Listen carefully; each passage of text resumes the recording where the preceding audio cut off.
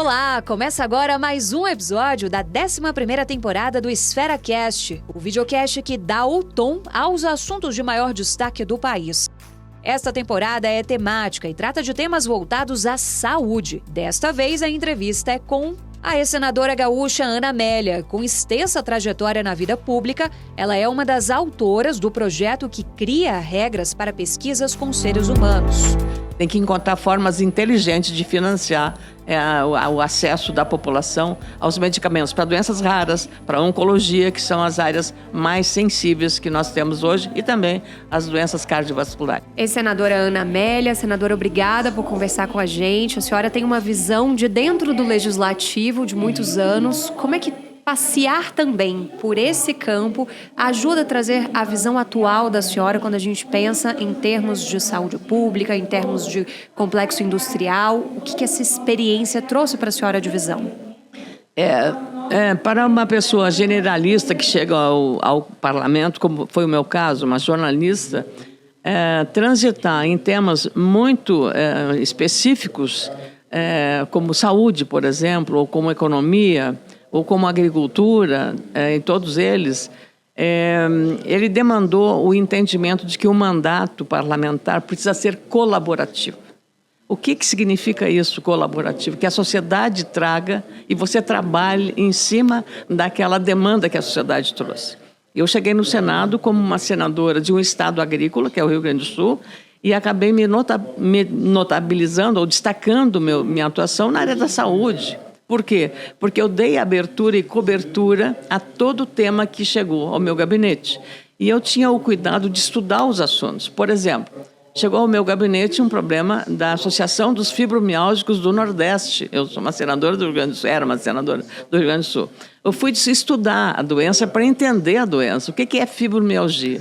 E aí me deparei com uma situação, assim, me impressionava muito com aquilo e assumia um pouco as dores dos pacientes daquela enfermidade. Fui estudar, trazia os especialistas de São Paulo, de onde estivesse, na área da fibromialgia, e fui entender. É uma doença feminina, 85% dos casos são mulheres, é uma doença de difícil diagnóstico. Há um desconhecimento muito grande na área da medicina sobre fibromialgia, uma doença relativamente nova, praticamente. E ela é uma doença incurável e tratamento não pode ser só de alguma forma, com químicos, ou só com fisioterapias, ou com terapias alternativas. Ela é um conjunto de tratamento. Como é preferencialmente mulher, então, mais uma razão para eu ter me sensibilizado com isso. Tratamos muito também de outras doenças, como mieloma múltiplo, como fibrose cística, e íamos trabalhando em relação a isso. E câncer, evidentemente, eu perdi uma irmã com 44 anos, com câncer de mama. Uma outra irmã também teve câncer de mama, mas superou. Então, eu tenho um cuidado especial com isso, por ter já na família um caso. O Rio Grande do Sul é um dos estados de maior índice de câncer de mama do Brasil. E eu passei, então, a trabalhar também na área da oncologia. E quando apareceu um caso de um paciente no Rio Grande do Sul, com 56 anos, teve um diagnóstico grave de um tumor muito, muito violento de câncer do pulmão, sem nunca ter fumado. E esse paciente, como eu disse, é um empresário, e ele entrou num grupo de pesquisa clínica e teve acesso aos mais modernos medicamentos de oncologia oral. E o tumor dele era tão sério que o diagnóstico do médico oncologista, o Dr. Fábio Frank, o nome dele, era de que ele duraria de 3 a 4 meses, no máximo. Um homem no vigor da idade, né, tal, e ao ter acesso a esses novos medicamentos, num grupo de pesquisa clínica, este paciente viveu 5 anos, quem estava marcado para viver 4 meses, ele viveu 5 anos normalmente. Isso não tem preço.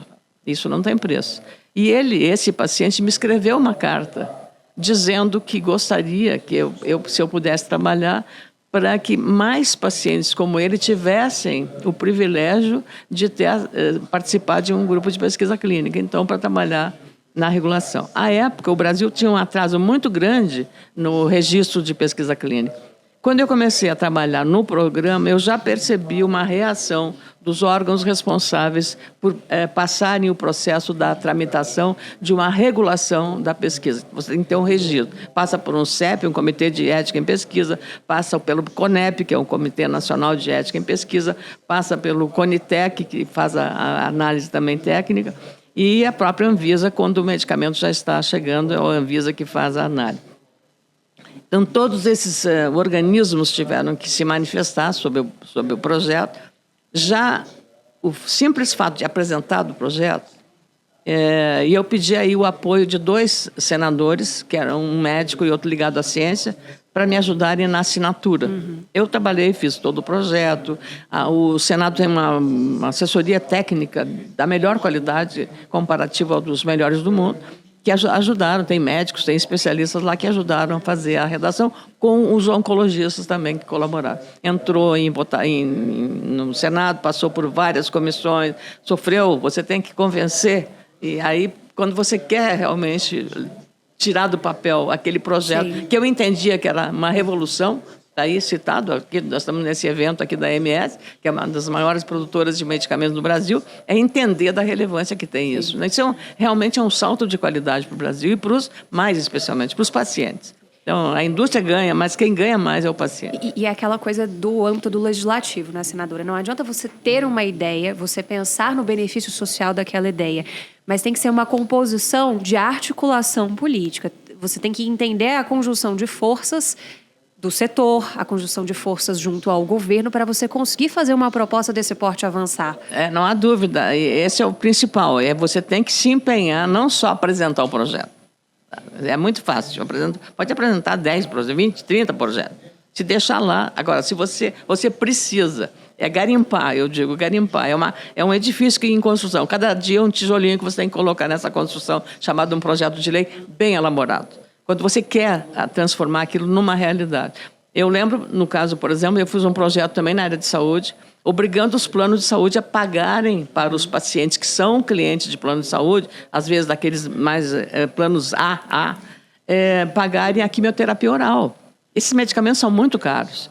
Então, e havia uma judicialização muito alta para solicitar quem caía a responsabilidade ao SUS fornecer. E aí você cria um problema do orçamento do SUS. Aí eu fiz o projeto, imagina as resistências dos planos de saúde para isso, que seria um ônus para eles. Mas como o cliente paga, não são todos os clientes que têm necessidade de usar a quimioterapia oral, não são. Então, o plano poderia arcar. Nenhum plano que faliu ou quebrou por causa do projeto, não. E ele continua em lei.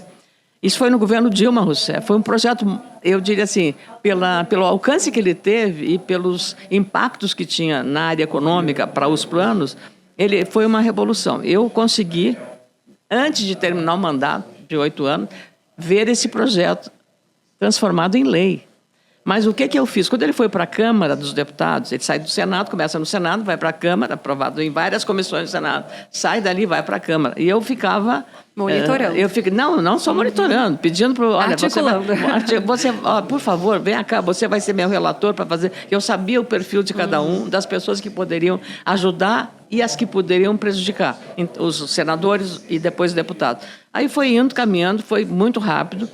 Quando chegou na Câmara, também aconteceu, tentaram apensamento. Essa é a pior palavra que existe no Legislativo. Juntar as coisas, juntar alhos com bugalhos. Aí é para botar, é para daí enterrar. Que vem os jabutis, que vem coisas esquisitas. É para enterrar um projeto. Aí fui lá para tirar do apensamento, aí eu lá na Câmara. Chegou no final, ele estava para ser votado na Comissão de Constituição e Justiça. Quem era presidente à época era o Berzoini, tá? O Berzoini, que era Ricardo Berzoini, que tinha sido ministro da Previdência, conhecia bastante o orçamento, e ele era o presidente da CCJ, da Câmara Federal. Eu fui lá falar com ele, disse assim, deputado, presidente, o senhor tem a autoridade para avocar a si, pela sua autoridade, a relatoria desse projeto. Eu quero pedir para o senhor que o senhor faça isso. Sabe por quê? Porque o senhor vai desonerar um pouco o SUS, compartilhar o gasto em saúde com os planos de saúde, né? Porque não os planos ganham. O SUS não recebe para fazer, recebe só orçamento público e alguma coisa do próprio orçamento dos parlamentares, que dão emendas impositivas, à época ainda não eram impositivas. Ele fez a relatoria, foi aprovado, e a Dilma sancionou sem vetos esse projeto. Então, foi o primeiro projeto de grande envergadura na área da oncologia que eu fiz e que está em vigor hoje e que, para mim, foi assim, uma coisa muito importante, tanto quanto o da pesquisa clínica, que foi aprovado agora. Então, eu tive projetos sancionados pela Dilma, projetos na área econômica sancionados pelo Temer, pelo presidente Michel Temer, projetos na área da saúde, da fibromialgia, sancionados pelo presidente Bolsonaro, considerando essa uma doença crônica e incurável, e como tal deve ser tratada pelo SUS, e o próprio presidente Lula, que acabou de sancionar a lei da pesquisa clínica. Teve 2 vetos, mas isso o Congresso tem que fazer. Nesse momento, estão regulamentando o meu projeto de pesquisa clínica. Então, para um mandato apenas, é uma produtividade, eu diria, extraordinária, se você cotejar com outros parlamentares no mesmo de apenas um mandato, para matérias tão complexas que são como essa. Pegando um pouco dessa bagagem da senhora, com esse rito do legislativo, que em 8 anos para fazer tudo isso realmente é muita coisa, porque os processos no legislativo eles não são objetivos peso das assim. matérias. E depende de muitos fatores. Porque né, o dia dedicado ao dia do jornalista, fazer uma proposta é muito fácil. Agora, você fazer uma lei que implique em muitas áreas ao mesmo tempo e com essa complexidade, né? E quais são os desafios de hoje, de 2024, pensando por essa ótica que a senhora trabalhava quando estava lá no Senado Federal? O que atinge os objetivos ali do governo? O que casa ou não, por exemplo, o que eu estou lamentando, quando eu tenho ido ao Senado, à Câmara às vezes, não para matar a saudade, porque eu acho que a vida da gente é uma sequência, você tem que virar a página, né? Mas eu vou lá e eu fico muito desolada como cidadã, primeiro, como cidadã, depois como parlamentar que fui, pela forma como eu trabalhava. Eu chegava às 8 da manhã e era a última a sair de lá.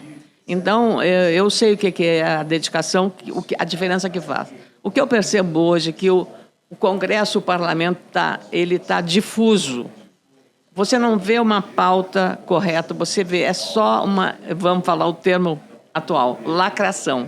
Essa lacração com as redes sociais, com o ativismo das redes sociais, ele reduziu, ele apequenou o poder legislativo. E isso prejudica as pautas da saúde. Prejudica a sociedade, prejudica a população nos temas mais cruciais. Então, em vez de você estar discutindo questões que dizem a respeito ao dia a dia do cidadão, a carga tributária, vê se esses lacradores, esses que são campeões de audiência, estão discutindo se a carga tributária vai pesar na sua vida, no seu dia a dia. Quanto você vai tirar do seu bolso, quantos dias a mais você vai ter que trabalhar para pagar impostos, seja para o município, para o Estado, para a União. Ninguém está discutindo isso. Estão discutindo só atacar o adversário, falar mal do outro e xingar o outro. Quer dizer, eu acho que isso é muito negativo. As redes sociais têm umas coisas muito boas, mas ela também está fazendo um grande desserviço à política de qualidade, à política de produtividade. E a sociedade está envolvida na mesma vibe.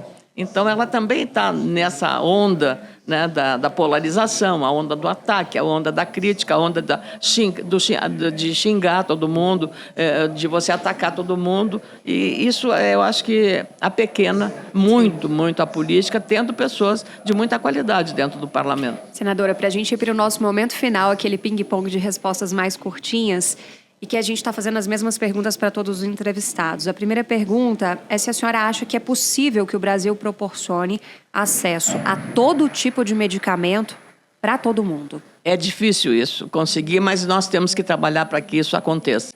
Tem que encontrar formas inteligentes de financiar o acesso da população aos medicamentos para doenças raras, para oncologia, que são as áreas mais sensíveis que nós temos hoje, e também as doenças cardiovasculares.